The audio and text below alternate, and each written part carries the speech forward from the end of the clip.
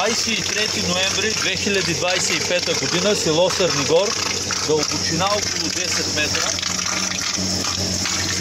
редите на които стои градежа.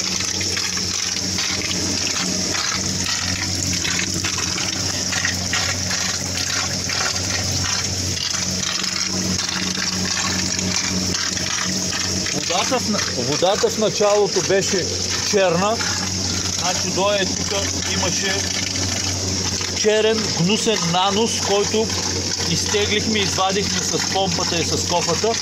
Какво количество вода пада в кладенеца.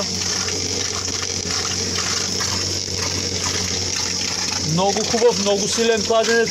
Дъното е твърдо, не мога да го копая. Явно е някаква скала, доста твърдо дъно. Личи докъде е било замърсяването, нали така? И това е за сега.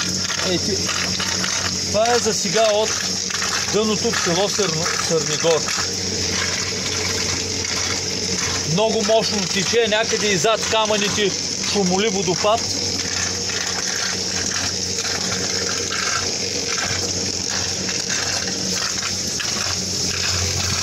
Стоп, помпа! Така, малко тишина. Това е за сега от дъното. За съжаление, чакай да видя мога ли да осветя. Не снимам с моя телефон и не мога да пусна светкавицата, не знам как.